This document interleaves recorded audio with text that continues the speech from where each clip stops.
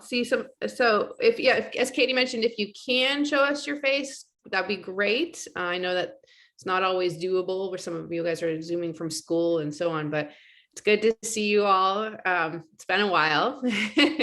How's senior year going? Hands up, put thumbs up if it's good. It's good. Second semester going okay. Good. Okay. I wanted to let you know, by the way, that you guys blew away the record for college acceptances. So I think I stopped counting at like 120, 125 or something, but we have more coming in. Yeah. And Larry, abren a las 7:30. Larry, I think you're on still. You need to mute yourself. So we're definitely going to be doing a pizza party for you all. We would, and congratulations, your acceptances are just phenomenal. So if you haven't added your recent acceptances, then please do so on the chart so we can get we know exactly what where it is that we need to be comparing your financial aid packages, because as we're going to talk about today, over the next few weeks, that's going to be our primary focus with you, is comparing our financial aid packages. And so we need to make sure we have the most up-to-date information about your college acceptances. But again, congratulations, and we're going to celebrate. Speaking of celebration, I sent a group me note about this, but at this point, it looks like our actual graduation celebration. So we're going to throw you and your families a graduation party. It will take place on Sunday, June 5th. And we're still figuring out the exact time, but we're thinking around 1 p.m. And it's going to be at Rancho Guacamole, where Adolfo and his family live and work. And we had the opportunity to tour it yesterday, and it is a spectacular location. We are so grateful for to be able to host and celebrate you all there. So we're going to be sending out more information, but it's going to be for you and your families, and for all of us to send you off to college and celebrate your many successes. So we will be definitely be updating you about that soon. And then another quick announcement: we have a new cohort of juniors, our class of 2023. We have at this point 23 of them that we've selected into this group. So they are obviously incredible students and young men and women, and we're just so excited. And we're going to be reaching out to you all to help not only mentor them, but to attend some events with us now that things are opening up more with COVID waning. That it's going to be, we're going to hopefully have more opportunities for you guys to meet them in person. So you guys just went through the application process. You're the best ambassadors and voices of reason for them and sanity and for everything that they're about to go through. So please help us help them through the next several months, and be there to support them. They're going to need it. So we'll be in touch definitely with more information about when we're going to be welcoming them into the group. So again, 23, it's very exciting. I'm thrilled. And finally, our most important announcement right now is I'm excited to welcome Marco's here. Yes, Marco Espinosa, who is our new Mission Scholars' new program coordinator. He is a graduate of Western Illinois University, although he is a native Ventura, right? He grew up in Ventura, so he's from Southern California, but he spent a great deal of time in the Midwest, and he is a first-generation college graduate and brings a wealth of experience working in college access and college success programs in Wisconsin. And Marco, I'm going to let you speak a little bit about yourself, but I'm thrilled that he's going to be part of our team. So anyway, welcome, Marco. Thank you, Cassie. I had a little bit of trouble connecting there, but I'm in. No problem. Well, hi, everyone. I'm excited to be working with you all. And just excited to learn alongside you and help you guys achieve the goals that you have set for yourselves. So I think. Okay. Oh, you're muted. You muted yourself. Oh, I said I don't know if I cut off there a little bit, but I think that was all.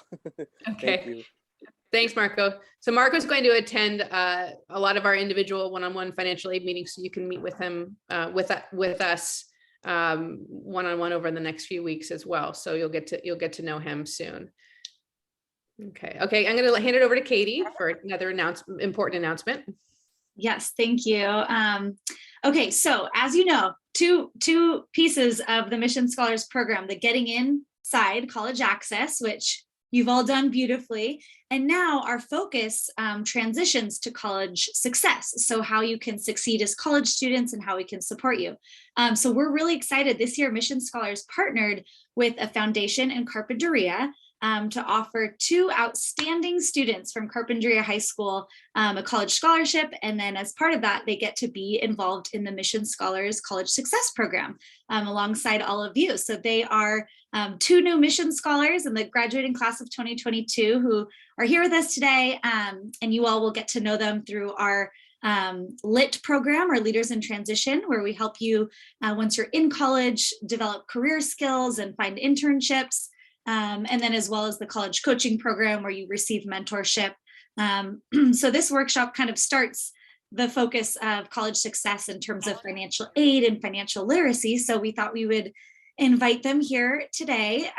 So I have Ketsamani and Jamie. So Ketsamani is a senior at Carpinteria High School. She grew up on an avocado ranch and wants to study environmental science or agriculture.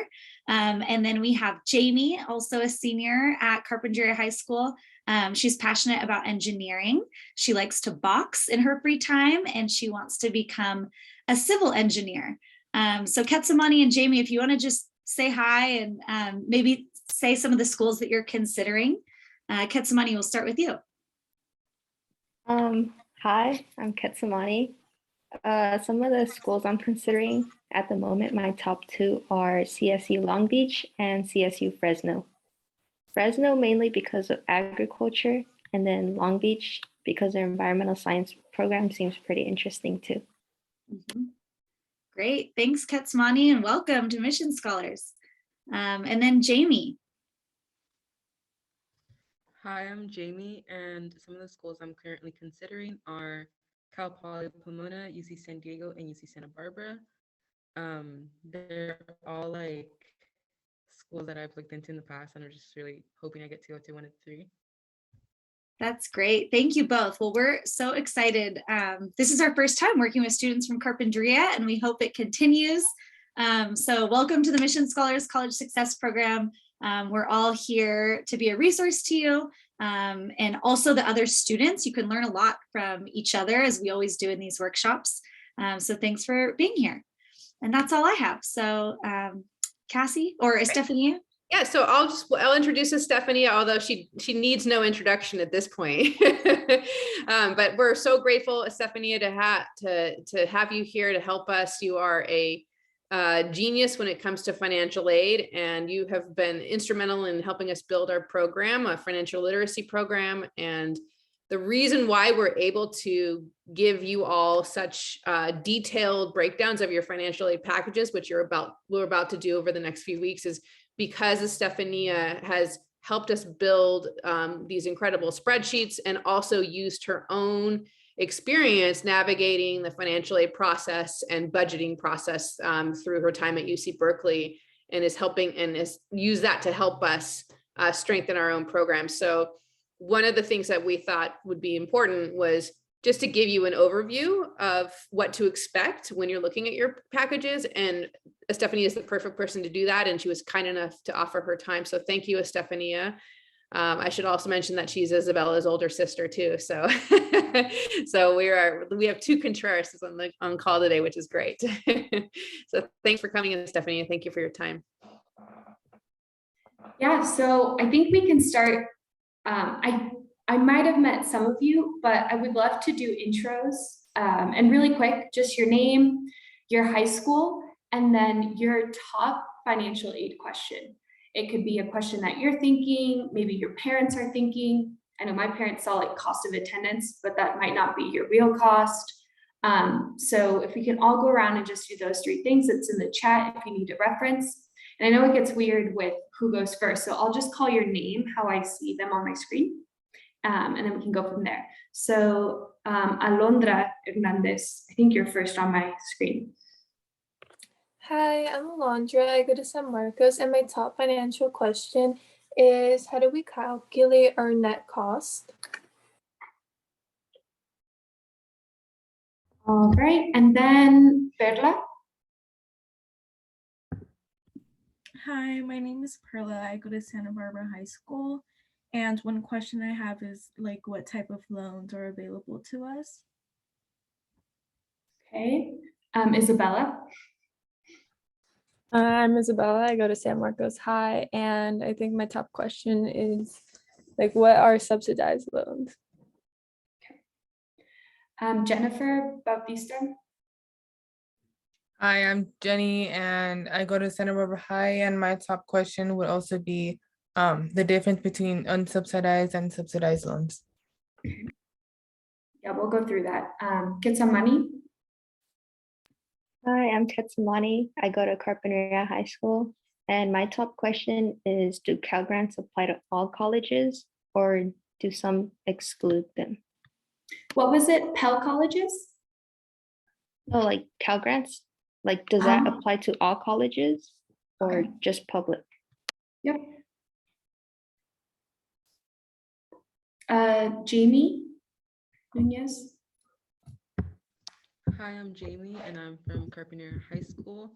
And my top question is, how do we receive our estimated financial aid package from schools? Okay. Wendy Benitez. Hi, I'm Wendy, and I go to San Marcos High School. And my top question would be, like, what's the difference between unsubsidized and subsidized loans? Okay, so that's common. Yeah, we'll go through that. Adolfo. I am Adolfo. I go to San Marcos, and my question is, can we calculate the difference per year? So like our financial aid comes from 2020, but like if there's a gross income increase or something that happens, can we calculate the following year or stuff like that? Yeah, we can do a looking forward option 2. Larry. Hi, my name is Larry. I go to Santa Barbara High School, and my top financial aid question is it possible to negotiate for more financial aid? Yes, is the short answer, but we'll talk about how. And then is it Alona Delgado? I don't know. Are you? Alana. Yeah, it's okay. Yeah, my name's Alana. I go to Santa Barbara High. My financial aid question is, does your tuition stay the same at all colleges throughout the 4 years, or does it increase? Okay. I'm writing these down so I can try to include them in the presentation, and then we can go over some after too. And then Gabby Krisa. Hi, my name's Gabby. I go to San Marcos too. I want to know, like, how do I pick which financial aid package is the best one? Good question. Lizette Valente. Hi, my name is Lisa. I go to San Marcos High School. My financial aid question is a little different. It's more about like how. Oh, can you repeat your question one more time, Lizette? Oh yeah, I was gonna say mine's a little different. I was gonna ask, how can our study earnings be used? Try one more time. If not, I'll just ask you to type it in the chat, and then we can reference it later. How can our work study earnings be used? Okay, can you type it in the chat? Thank you. And then Alvaro. Hi, my name is Alvaro. I go to Dos Pueblos High School, and my question would be, what is the difference between the different types of loans? All right, Quetzali H. I'm Quetzali. I go to My question would be, do you negotiate with any kind, with any college? Negotiate what?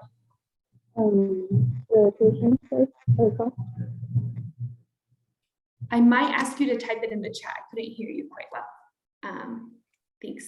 And then Diego Velasquez. Hi, my name is Diego Velasquez. I go to Laguna Blanca School, and my question right now would be, are there any recommendations for student loans that we are allowed to partake in? And if we can just explore some options. Sure, definitely. And then Ruth Mejia. Hi, my name is Ruth. I go to Dos Pueblos High School, and my question is, what's the difference between each loan? Each loan? Yeah. Okay. And then last but not least, Julia Torres. Hi, my name is Julia. I go to San Marcos. And my question is, if I win a scholarship, does it reduce the financial aid package? If I heard you right, and you can give me a thumbs up, is if you have outside scholarships, does that reduce your financial aid package at a school? Okay, perfect. All right, so good thing, I think I can answer all of these. So we can go through the presentation walkthrough, and if you have any questions, this is supposed to be conversation. We just need something to look at to reference. So I have two screens, so if you raise your hand or have a question, I will be able to see you. And then I can pause in between. So Kim, Katie, Marco, also great to meet you, Marco. And Cassie, if you have anything to add or know that maybe I mentioned something in the past that would have been useful, feel free to interrupt and chime in. Okay, so can everyone see my screen? Okay, perfect. Let me just expand so I can see you all too on this other screen. Okay, so we're gonna go through financial aid and a bit of the walkthrough. So we did a bit of intros, and I'll do a quick intro on myself. And then really the parts that I want you to be able to understand is the first of all, how colleges determine your financial aid. So you're all going to get an acceptance letter, and at some point in your portal, you're going to get a financial aid package. And there's a lot of math that's involved, but it mainly comes from a few sources. So we'll go through that, and then we'll do a walkthrough of those financial aid packages and all the specific loans that you were mentioning. And then we'll touch a bit on cost of attendance, which Larry, what you mentioned was negotiation. So that also plays a bit there. And then if we didn't answer any through the presentation, any of your questions, we can go through them here. In my email, I did mention, it's really nice to have these questions answered in the group, because odds are someone else didn't even know to ask that question, or someone else was thinking the same thing, and they just didn't have a chance to ask. So we'll go through that. For me, so some of you may know me, so some of you might not.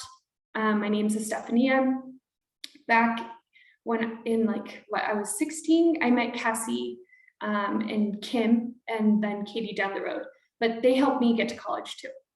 And so with their help, I went to UC Berkeley, I majored in business, and now I work in finance. And so that's kind of my resume walkthrough, but really I like the show don't tell aspect. And so this was at my graduation with my grandma. And the part that makes this picture so important is my grandma can't read or write in English or Spanish. She can only speak in Spanish. And so to go from that to then having her be at my graduation, at my college graduation meant a lot to me. And then the other part is I love exploring and going new places. So when I graduated, I went to Washington, DC. I experienced a mild winter. I think more of the East Coast or Northern up experience harsher winters. I'm actually in Ecuador right now, traveling and working. And all of that is because of my financial aid packages and how I was smart with my money and then working afterwards, it allowed me to bring my parents and my family on my trips too. And so this is a picture of my parents. We're in Rockefeller Center in New York, and it was for my mom's birthday weekend. So this all starts here. It's your financial aid package. It's which one is best for you. How are you going to choose to finance college? And so we'll walk through, but it all matters because at the end of the day, once you graduate, there's a whole life ahead of you. So we'll start with how colleges determine your financial aid. And the first part is there's a few inputs and you can narrow them down to about 3. So one is going to be the school's cost of attendance. So private schools are usually more expensive than public schools. So they'll factor that in. And then earlier this year, you submitted your FAFSA. And for private colleges, you submitted a CSS profile. And so the FAFSA, depending on your parents' income and all the financial data that you sent from your tax returns, the biggest thing here is your expected family contribution. And so at the end of your FAFSA, you got a student aid report, an SAR, and there it's going to have an EFC. And for most of you, it'll be 0 or low, but they use that number to then figure out as an indicator how much a school would give you. And you'll notice as you get your packages from school to school, your net cost or how much aid they give you will vary. So the EFC is an important number. It guides the universities, but it's not the only thing that's factored in. As you mentioned, like which loans are available to you. So some of those loans are based on need. And so for federal loans, some of them are need-based. And then also for any aid from California, that's also need-based. And then for those that apply to private schools, the CSS profile does get a bit deeper on, if your parents have savings or if you have savings, or, if your parents may own a home, or if you rent a home, what that means. And so private colleges, each one has their own specific equation on how they value your parents and your assets, or what you have or what you own. And so that will also go into play.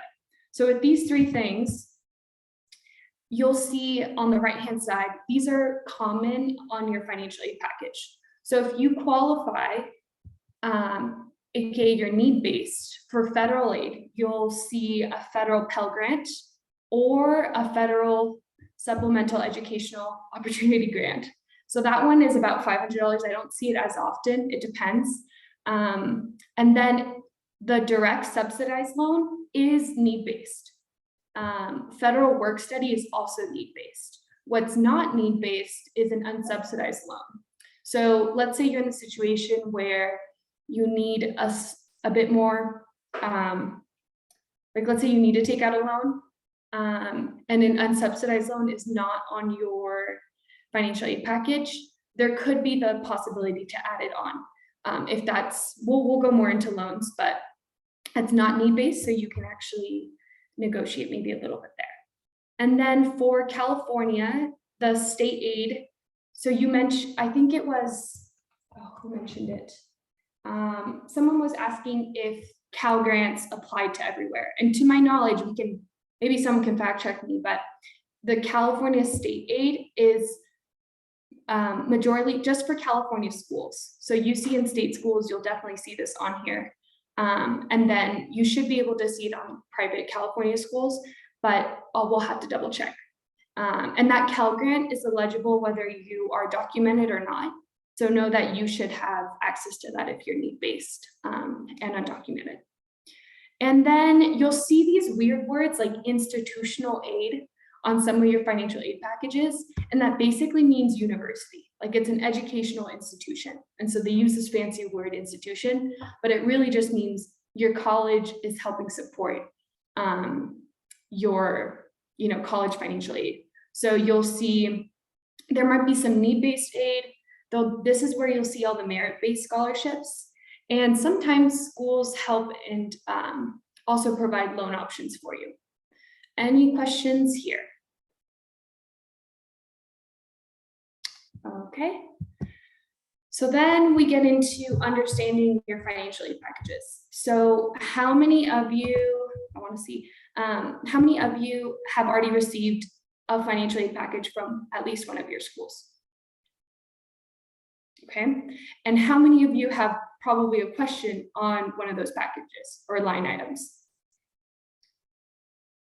Okay, so if you have it, I'll give you like 20 seconds to try to pull it up, because I think it would be nice to have your sample package up when I'm walking through 2 different examples. That way you can start to tie it together.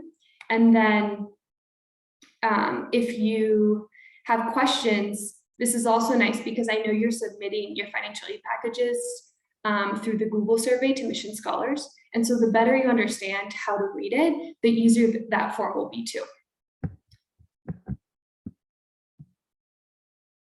Okay, so I will start sharing my screen again.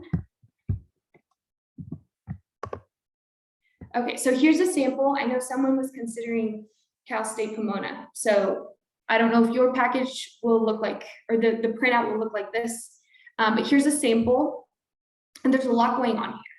But right now we're just looking at your financial aid award or package. And so I like to break it out in 3 different ways.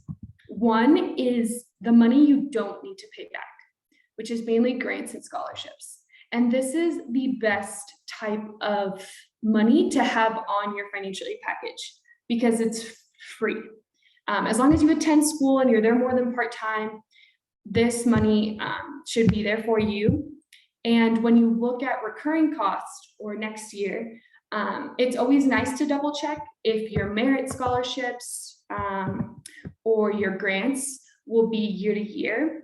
That really depends on your FAFSA and your CSS profile. So if your parents start making a lot more next year, that could impact how much you receive from grants and scholarships. But if you think your parents' income or your tax returns will look similar, then this should be almost guaranteed. And then there's the money you earn and you also don't need to pay back because it goes directly to you. So this is work study.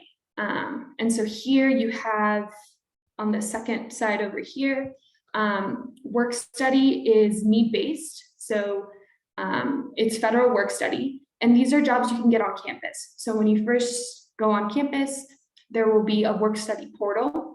And what's neat is you can always do like a dining commons work shift or have a job there. But you can also, if you're interested in like sociology or economics or some type of research, there are some work study jobs that let you work in academic offices. So maybe you're an administrative assistant as your work study job, but you can add it to your resume. Or if you know you're gonna be in STEM and have a super heavy workload, there's also, you can be like a library check-in. So the person that like scans or checks that everyone has a student ID. So there's a lot of work study options. And this part, Larry, to your point, is negotiable. So work study here in this example was offered, let's see, 1,750 for the year. I've seen it go up to about 4,000, and it can go up to more. So I think always know that this is negotiable. Also know it's your first year, so you're probably still getting a hold of your schedule, how much time studying is going to take. So maybe working isn't always like a good balance, but at least you know it's an option, should that be a good choice for you. And then the last part, which I think was maybe 60% of your questions, was on loans. So this is money on your financial aid package that you do need to pay back. And the general rule of thumb is only take out what you need. Oh, Alondra, do you want to go? Yeah, I just had a question about the work study. So let's say they give you $5,000. Can you work until you make 5,000, or can you work beyond that? So it's usually seen as like a cap. So they'll take those, like let's say it's 5,000. They'll split it in semesters or quarters, depending on what school you go to and what system they're on. And you can always, like there's some students I know that worked their 5,000 or 4,000 in one semester or in the span of 2 quarters. But then because they already maxed out, they didn't work the next semester. So unless you renegotiate for more work study, then that $5,000 is usually a limit. Okay, thank you. Any other questions?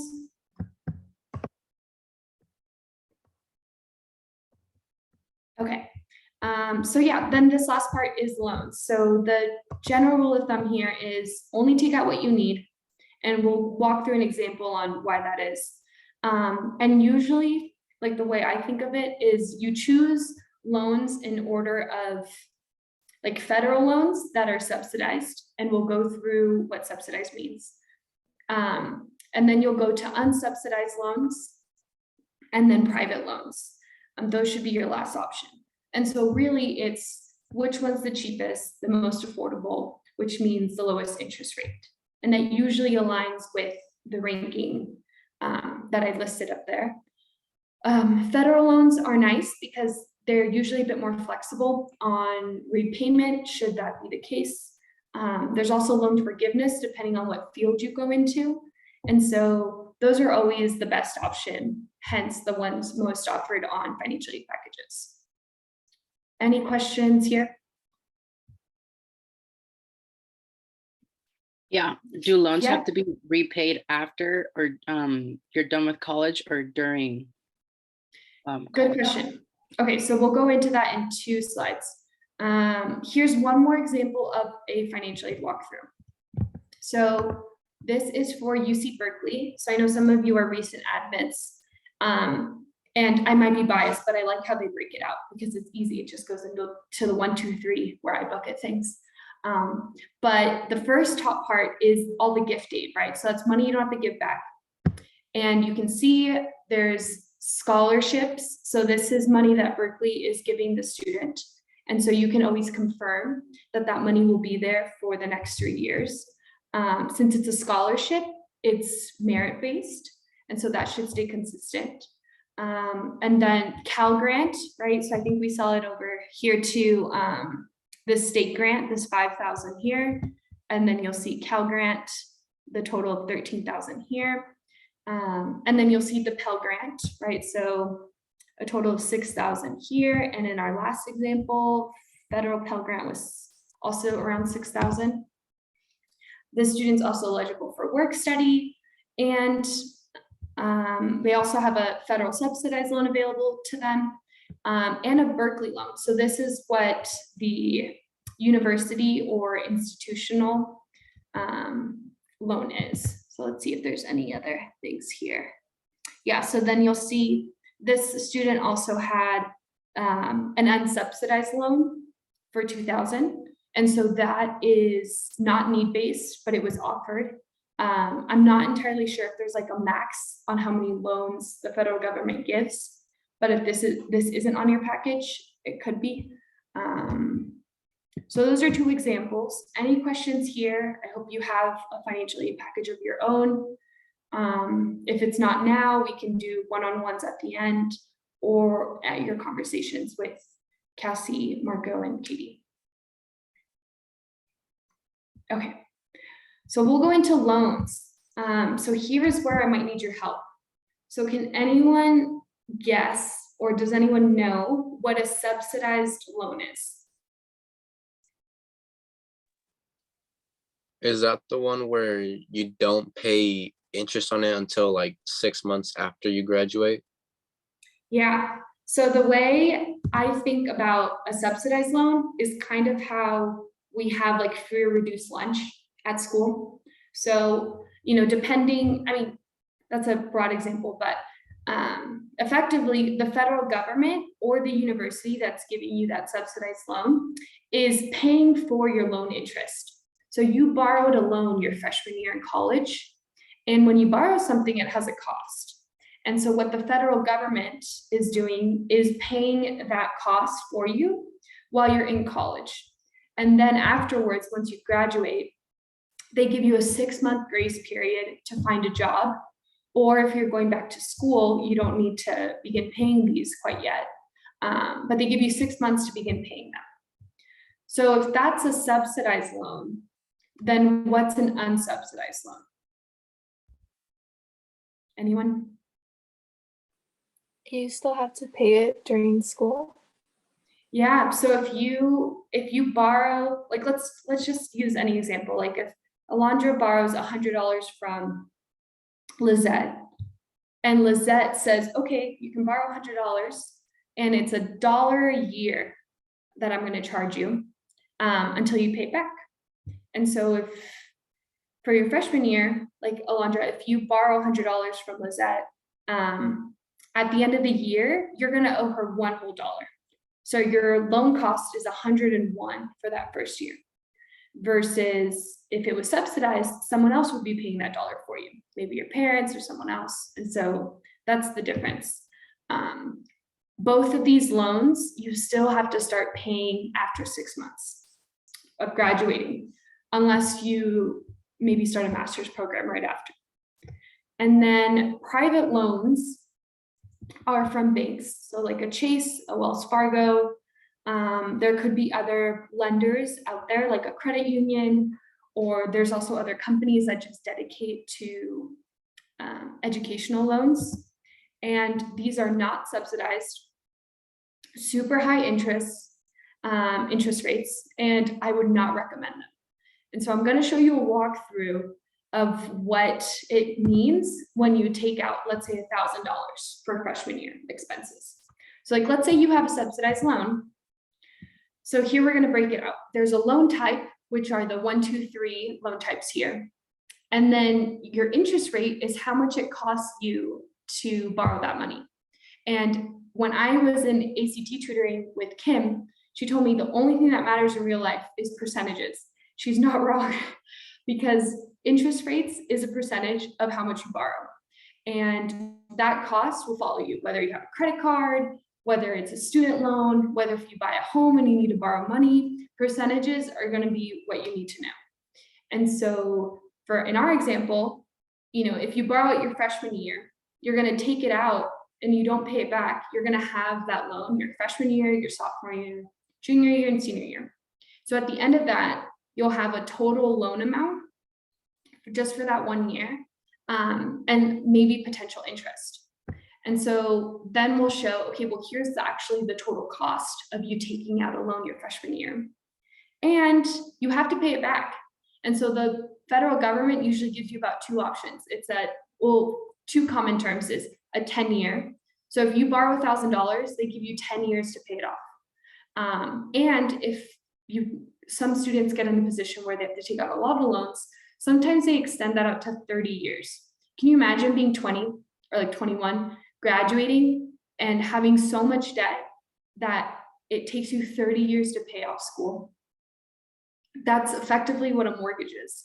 And so that's what we're trying to get you away from. And I don't think any of you will be in that position, but so you understand the math, a subsidized loan, like we said, the interest rate cost year over year is $0 because the federal government is subsidizing that and paying it.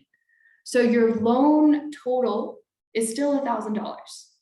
And if you do fancy math to calculate how much it'll cost you, and you choose to pay just the minimum amount for 10 years, you'll pay $9.66 a year for 10 years to pay off those $1,000. Then if you're unsubsidized, now you have an interest rate right here. So there's $30 a year it costs you.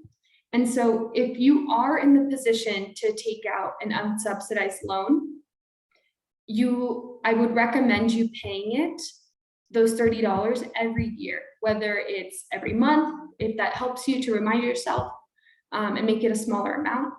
But if you look, then the total loan plus interest cost is $120 more. And that all gets bundled to make these monthly payments for 10 years. And so, I mean, between $966 and $1,081 doesn't seem like a lot, but you're paying that for so many years. And if you take out $1,000 your freshman year, maybe you'll have to take that out every year. So then multiply this by 4. right? And so you can see like it easily adds up and can limit your lifestyle that you want to have after.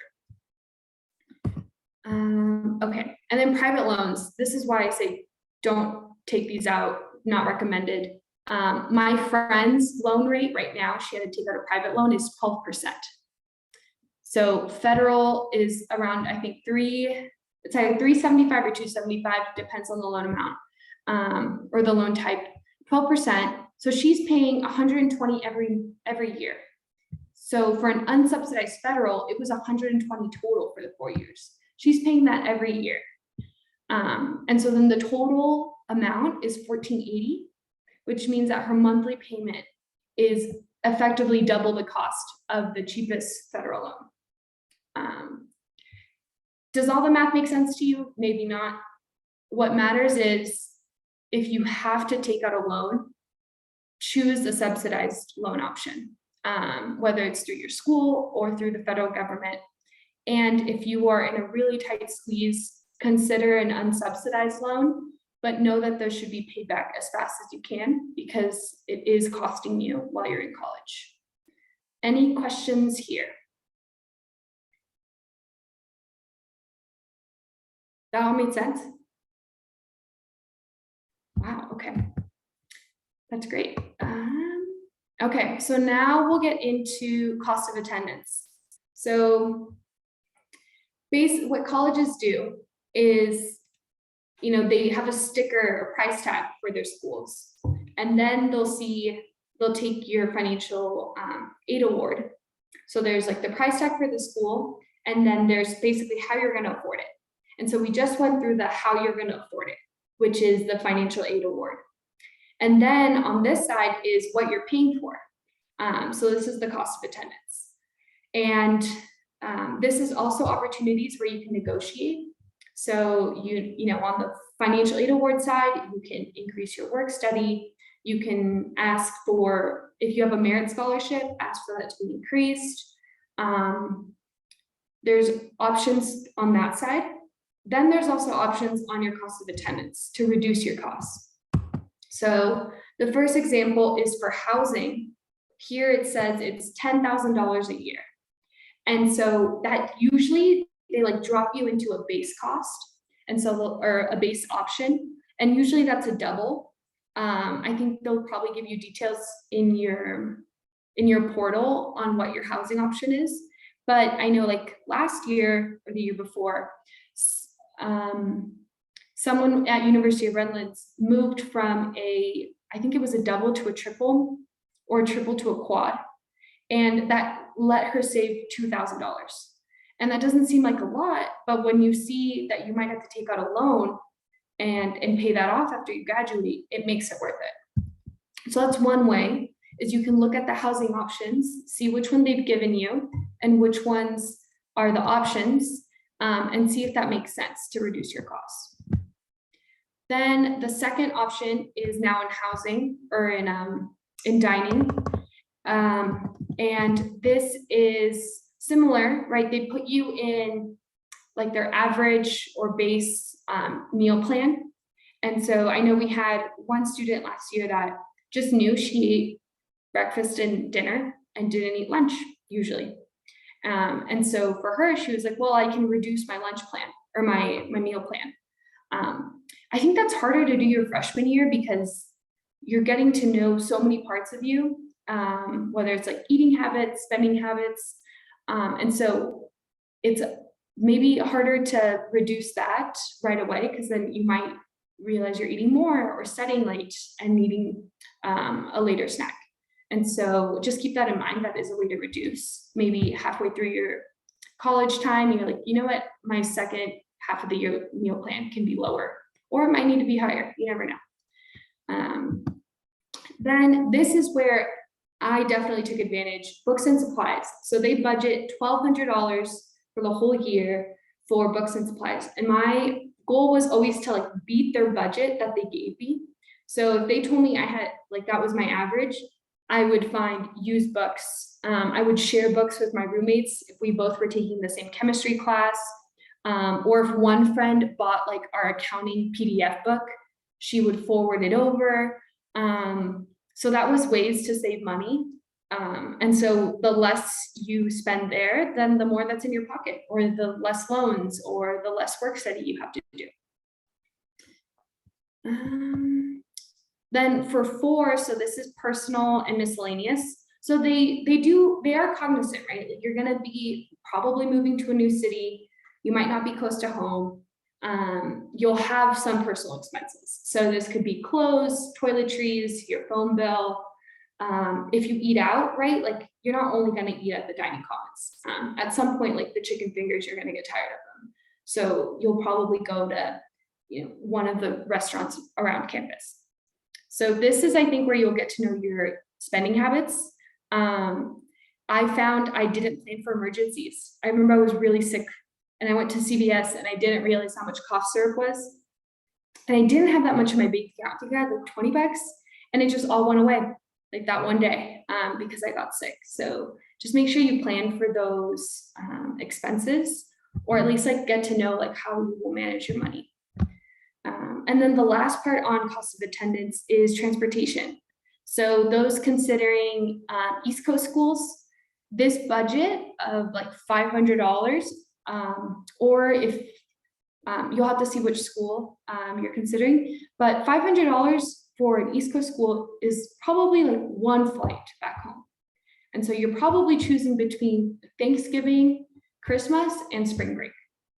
And so if you're within California, my Greyhound bus from Berkeley to Santa Barbara was $70 for the red-eye one because that one was the cheapest.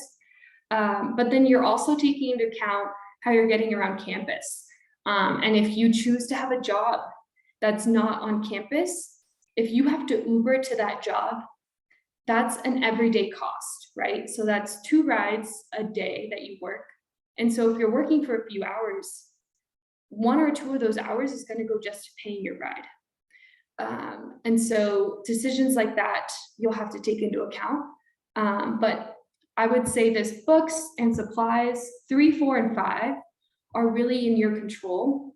Unfortunately, those are slightly smaller amounts, but for real life instances, those are going to be the ones that matter a lot when you graduate and are choosing how to spend your money. Any questions here? This is UC Santa Cruz example. I know I went through a lot. No comments? I'll add one. So this campus health insurance, there have been multiple students that ask if they are on their parents' health insurance, if they can remove or waive out of their university health insurance. And the answer is you can, but health insurance gets a little tricky where sometimes, if the doctors that your parents' health insurance plan are only within like this mile radius or a certain scope, then if you are sick or get hurt, let's say you're in the Bay Area and and your parents live in Santa Barbara or CARP, that means you might have to come back to Santa Barbara or CARP to get treated. Or maybe they don't have all the options that you might need. So I would recommend keeping your health insurance your freshman year just to see. Another thing, if you remove it from your financial aid package, that usually means they'll reduce your grant that you have on campus. So like, let's say they give you $10,000 as a scholarship and you remove this $3,000 of your health insurance. I've seen in the past when I worked at the financial aid office, they'll adjust your scholarship. And so I don't think it hurts you to have it because it will likely be funded by the school regardless. And so then you can have double health insurance effectively. Any questions on that one? Okay. So that was it. I know we went through a lot. I tried to go through it as quickly as possible, but main points is whatever was in your FAFSA and your CSS profile, determine your expected family contribution. and is really like the main input to how each school determines your net cost.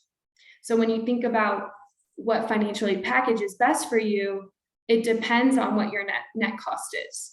And so on that side, I know one of you asked which one would you choose.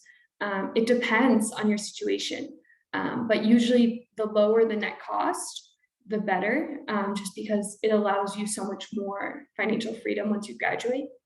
The second point is that your financial aid packages are broken out by money you don't have to pay back, money you can earn or work for, and money you do have to pay back. And so those were all the loan options that we went through. So if you have to borrow money, choose the most affordable loan.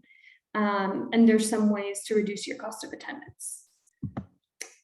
Any questions?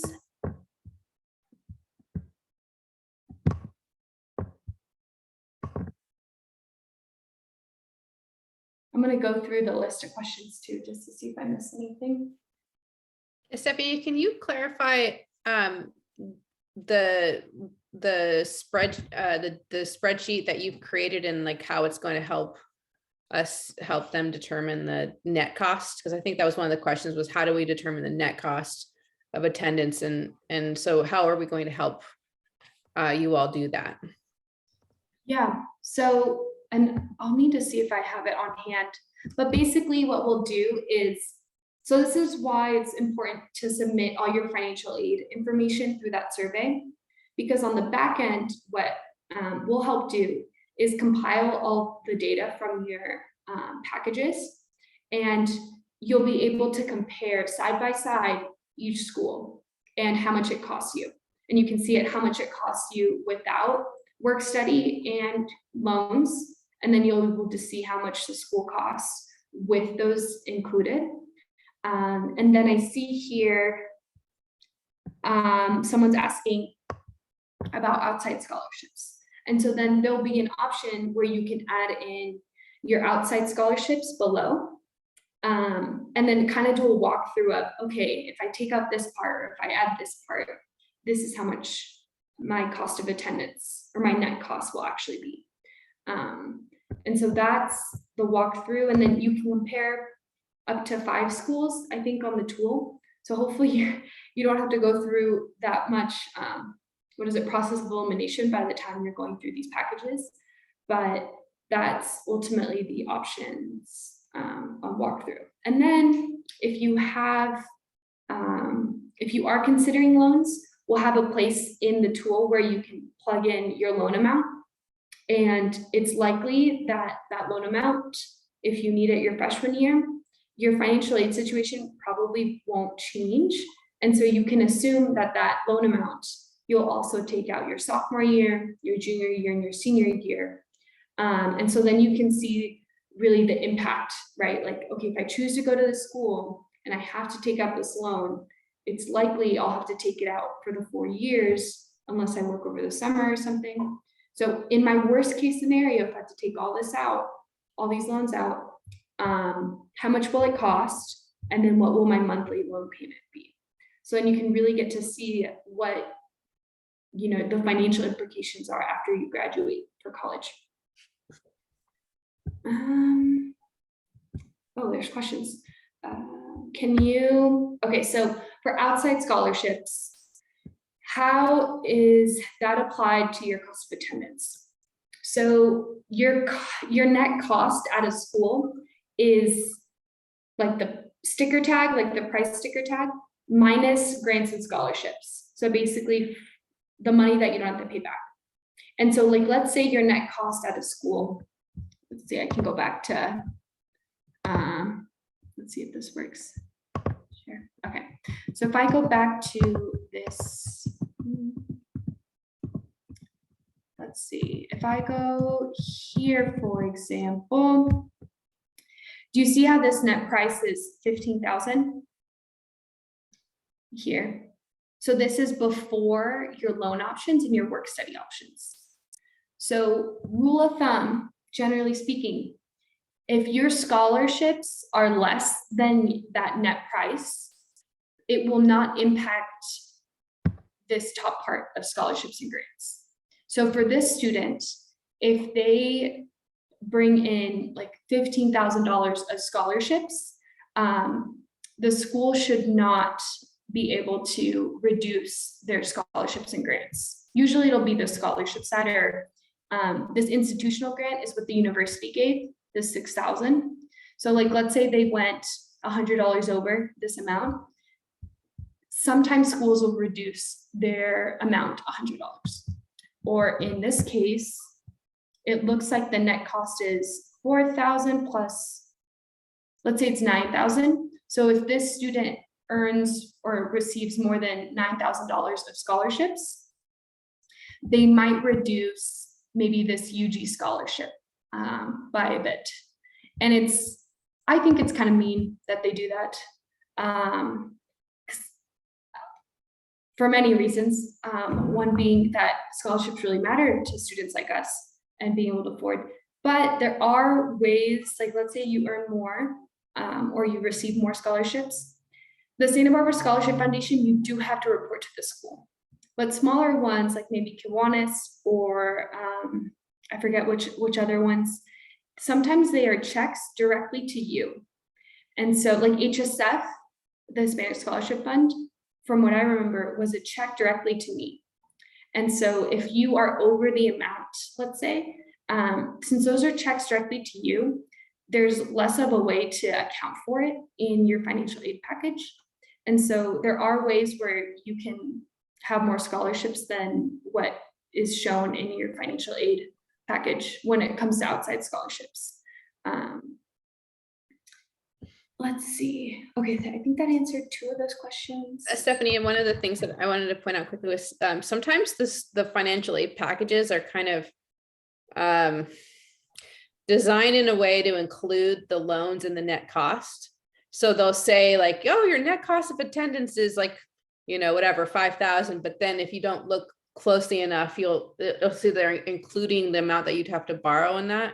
So we need to be really careful when we're examining them, because it can be really kind of tricky at times on purpose to get you to think that you don't have to borrow as much as you might. Yeah. So what we'll do, and that's why we're asking you to submit all your financial aid packages, is so we can level them out. Because as you saw, there's two completely different ways to portray your financial aid from just those two examples. So you saw one showed a net price and the other one didn't even show it, right? Like they just gave you a list of all the things that you could take for your financial aid. And so we'll break it out to say, here's your net cost without having to work or borrow. And then here's your net cost if you choose to do those things. And then let's say you have outside scholarships, then we'll layer those in. So you can start to see maybe the school you really want to go to is $2,000 more when it comes to net cost. But then you start weighing, you're like, well, I can maybe, if that's the school you really want to go to, $2,000 might be feasible because you can go from a double to a triple and that'll bring it down $1,000. Or you'll choose to, work over the summer instead of doing work study because you'll be in engineering and that takes up a lot of time.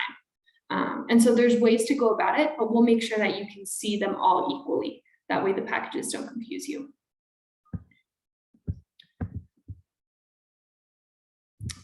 Our estimated financial aid package is generally the same amount for each school. So how many of you have gotten more than one financial aid package already? And is the net price the same for each of the schools? Yeah, so this is where I say that the cost or like the financial aid award is determined school by school. So each school will look at your FAFSA and maybe your CSS profile and your expected family contribution, your net cost, and they all have their own, sometimes it's secret, sometimes it's more public on how they calculate what they're going to give their students to be able to afford college. So for private schools, it's a bit harder to figure out because if your parents own a home, they'll take a percentage of that home amount and be like, yeah, this sounds like something they could pay. Or if your parents have a pension, like let's say they work at a school as a janitor, and they know that they have a certain amount saved away. They'll be like, well, parents can usually pay 20% of their retirement savings. And then you'll learn how skewed the financial aid system is, because I think that's just me. But yeah, so there's different equations on how schools do it. And so that's why school packages, even for you, will look different across school to school. I would say if they're like UCs or Cal States, they might be a bit more similar because they're all generally under the same system and process. But yeah, are summer jobs including work study? No. So if you choose to do summer school, let's say you choose to do a few classes over the summer, that will be a separate financial aid package. And they will offer you maybe work study, maybe separate loans. But no, your work study, you can only work in those 9 months. And it has to be through a federal work study job through your school portal. So my freshman year, I chose to work at a cafe my fall semester. And then my spring semester, I did a work study job because I learned that at a cafe, it does not matter if you have finals or not. Your Wednesday 1 to 4 p.m. shift cannot be changed. And so I didn't have study time. And so that's one thing, like your work study jobs will naturally be more flexible than your non-work study jobs. Even if they pay more, that's why I moved out of the cafe. I was like, it's not worth getting paid $15 an hour in tips. I'd rather do another work study job on campus. If schools haven't released financial aid information needed to fill out package form, do we wait? Yes, so if your school has given you an acceptance letter, but has not given you your financial aid package, I would give them this week and maybe the next week, depending, give them like a week after your acceptance letter. Or I don't know if that timing is right, Cassie, or. Yeah, I think that's right. But also make sure that you're checking your financial aid portals to confirm that you're not missing any documentation. Because that's one thing we've seen in the past is cause real delays, is like something's missing and then it takes a while for that to be processed. And then after that, it takes a while for the financial aid documents, the financial aid package to be submitted. So just as long as your financial aid portals are like confirmed that they're complete, then I would give it, I think a week is fair after you get the acceptance. Definitely email. So it'll be different than the admissions email that you're getting. They have a separate, so the financial aid office and the admissions office talk to each other maybe after the fact, but your initial financial aid package, you should reach out to the financial aid office in specific. Let's see. Okay, so another comment was if you have merit-based scholarships and they are negotiable, how do you go about that? And so I think that's actually it's kind of stressful because it has to do with real money. But it's, I think, one of the first times you'll get to advocate for yourself while you're in college. So the fact that you get to do it right now is really good because negotiation never stops. Because then once you're in real life, you'll have a salary. And so you want to negotiate that as well. So for this is like your first step on how to negotiate just about anything. And so with merit-based scholarships, any negotiations or appeals to a school do take a process. And so keep in mind, you have, I think decision day is May 1st. So there is a month right now of time where you get to collect all your financial aid packages, see which school you want to go to, how much it costs, is it the right number, is it affordable for you? And if you do see room to negotiate, that takes time because you need to draft something up. We'll help you. You have to send it to them. They have to give you a response. If you don't like their response, there's some level of communication. And so I would say, save your negotiating for the school that you really want to go to, because it does take more leg effort. So if there's 2 schools you can negotiate saying, you know, I'm considering, there's different ways to go about it, but Cassie and Katie and Kim, I don't know if you have other comments. Yeah. So one of the things that we've seen that can work sometimes is if you can compare, if you have a package that's stronger from one school, but you really want to go to another school, you can use that as leverage. So, you know, Westmont gave me this much and I really want to go to Redlands. Can you match that or beat that? And they should, and by the way, this is like, so you've been for the last 3 years, it's been all about like, who's going to accept me? Well, now you get to be in the driver's seat here. They want you to say yes to them. It helps them. And when you do, so you have leverage, so you absolutely should be in it, be feeling good about that and not being afraid to ask for more. The worst that they do is they say, no, we can't do it. But at least you know. So, but sometimes having the additional offer can make a difference. Another thing that we're doing this year that I'm excited about is we've partnered with this program called Tuition Fit, and they will be able to show financial aid packages that are comparable at the schools that for students with similar profiles. So we may be able to find a package from that school, like say Redlands, for example, that for a student with similar GPA, similar EFC, and say, hey, look at this one, you gave this student 3,000 more. And we also have our own history of our own scholars with their financial aid packages too, so that we will be able to cite as well if needed. So we'll be as creative as we possibly can. You just have to be the one to say, can I have more? I deserve more. And we'll help you through that. And then one last thing, I don't think there are more questions, but let's see. Know that your choice is not only for 1 year. It's likely going to be for the next 4 years.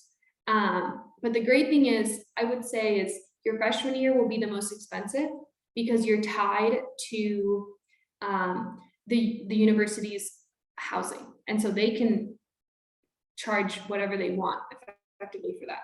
Or their meal plans, you know, they're putting a price on those meal plans. And so depending on what school you go to, you might have the choice of off-campus housing, which sometimes is cheaper or more affordable. Or there might be an option of, like, let's say it's not as affordable. You can still do dorm housing, but with a kitchen. So then you can eat at home and budget that way. And so just know that your freshman year will likely be the most expensive, but then you will have the option or more in your control to be able to reduce your costs later if you choose to go off campus or not choose the meal plan. And then I think there's just one last thing. So you will have, let's see. So what's up next are your financial aid one-on-ones with the Mission Scholars team. And so I would recommend that you review your financial aid packages ahead of time. Obviously, we've already talked about it. Pay attention to your net cost. And if you are in the position where you need to take out loans, understand what that means. I was fortunate enough to not have to graduate with any loans. So I was debt-free. And it has been the most flexible time because I don't have a monthly loan payment for school. And I can consider graduate school options without thinking I already have undergraduate school debt. And so just know that your financial aid decision is bigger than just, you know, what school you really want to go to. It starts tying in real life really quickly. Let's see, what else? I think that's it. Did you guys get to see my screen? Yes, thank you. Yeah. Did it exit? No, oh, now it did. Now it did. So I think that's it for the presentation, unless you have more questions. Anyone?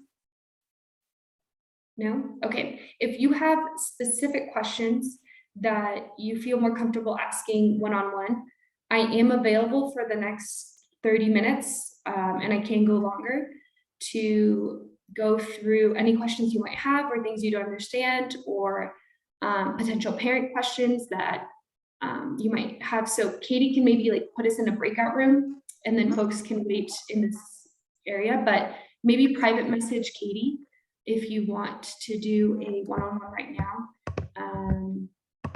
And then if not, we can just hang out here. Stephanie, this was so helpful. Thank you. So valuable. Very Wow. helpful. Thank you so much for your expertise and time. Look forward to seeing all of you, and we'll be sending out a link to schedule those meetings soon. So we'll be in touch with that as well. Okay, thanks everyone. I don't need a breakout session with you, so I'm going to go. Okay, fine. Okay, I'm going to facilitate a breakout session, Estefania, so I'll send Okay, thank you. Thanks, guys. Thanks for coming.